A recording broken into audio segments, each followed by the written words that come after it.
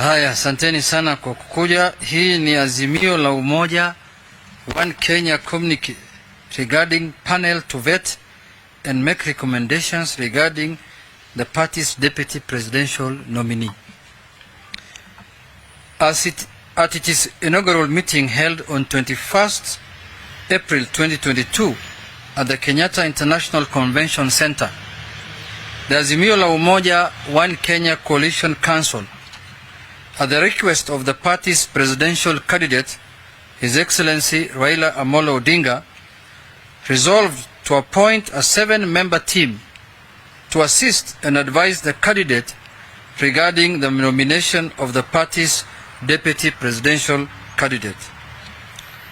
Under our constitutional democracy, the deputy president is expected to be the principal assistant of the president, and is also expected to faithfully deputize for the president in the execution of the president's functions. Further, when the president is absent or is temporarily incapacitated, and during any other period that the president decides, the deputy president shall act as the president. The vetting of candidates and subsequent nomination of a candidate for this critical post is thus a matter of utmost national importance to be undertaken in the spirit of inclusivity, fostering both party and national unity, transparency, the principles of good governance, and drawing from the collective wisdom of eminent Kenyans of goodwill and experience in diverse leadership positions. In view of the foregoing, and in consultation with the Coalition Council, His Excellency, our candidate, Raila Odinga, has appointed the following panel members to assist and advise him regarding the nomination of the party's deputy presidential candidate. Number 1, Bishop Peter Njenga. Number 2, Archbishop Zacchaeus Okoth. 3, Senator Enoch Wambua. 4, Michael Orwa. 5, Dr. Noah Wekesa. 6, Sheikh Mohammed Khalifa. And 7, Mrs. Beatrice Askul Moe. The panel shall reach its decision through consensus and shall elect its chairperson. The panel secretary shall be Mrs. Elizabeth Mayo.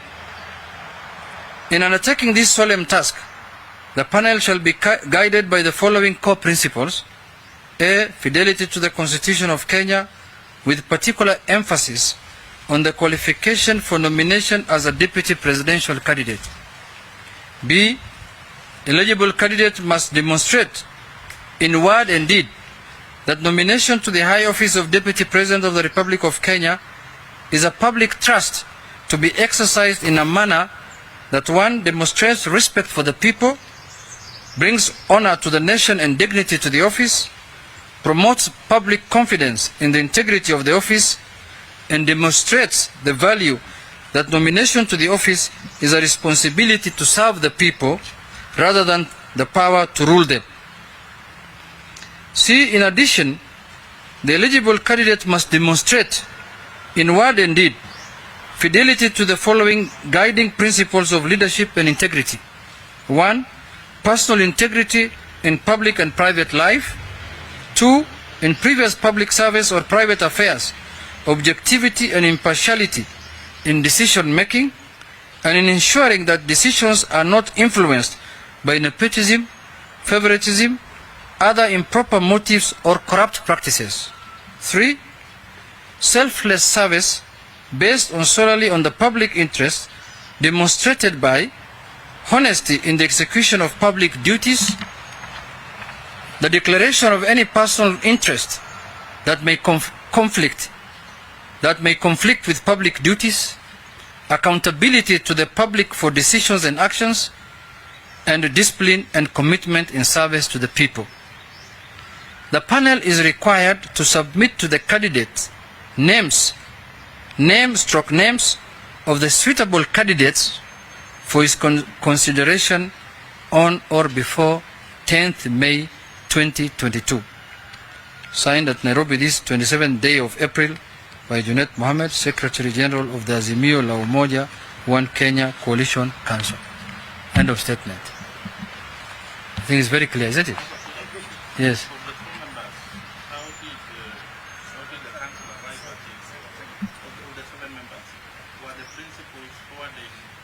Names and the dictators. So, how many were fronted by the ODM leader, the president? My statement is very clear. It's written in English. I've told you that the panel was appointed by the presidential candidate. It's written here. In view of the foregoing, in consultation with the Coalition Council, His Excellency Raila Odinga has appointed the following panel members.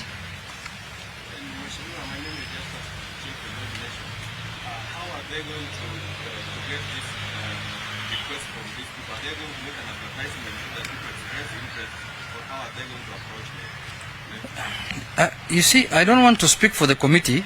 Now they have been formed. They will have their sitting, and then they will come with the way they want to do it. It's their mandate now. They will develop their terms of reference, but as we have told them what we expect them to look at in terms of identifying the candidates: fidelity to the Constitution, eligible must demonstrate in word and deed that nomination into the high office of all these I've read. This is what we expect them to look at when they are vetting. But how they will do it, we will leave it to the committee to decide, and the committee to come up with the modality they want to use and the methodology they want to use in identifying the right person to be the running mate of His Excellency Raila Odinga. Yes.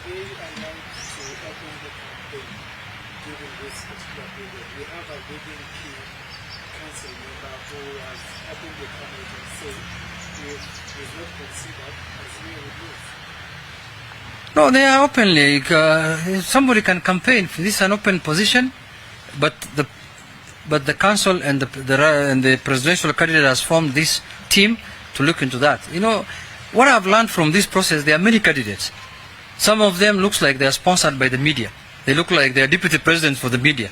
So let everyone show his interest, and then we shall know who was serious and who was the media candidate from this committee. They will tell us. Yeah.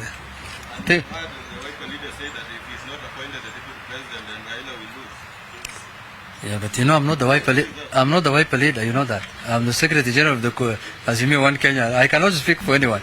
Yeah. I can only speak for Azimio One Kenya coalition. That's it.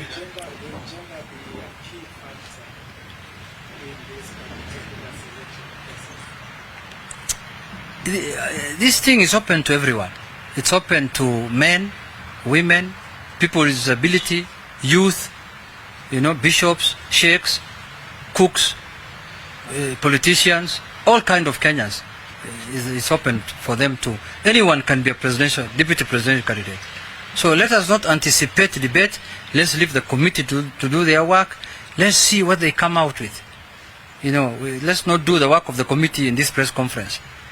They are men and women who are capable, who have the capacity to do this work. And the Prime Minister has faith in them. So let them do their work. Whatever report they bring, we will share with the country. And that's what will guide going forward on how the issue will be concluded. My last lesson from you, in as much as this is a very open process, but we have what we call key caucuses in the Azimio la Umoja-One Kenya. Is there a part already that, you know, determines who will be the dynamics, regardless of whether the dynamics? You see, we cannot do an exercise in futility. If we have any other method of doing it, we will not have appointed this committee. By appointing this committee, it demonstrates to you that this is the method that the candidate has decided to use in identifying his running mate. So if there was any other process, we will not have called you here to take you through this process when we know that there's other process that we want to use.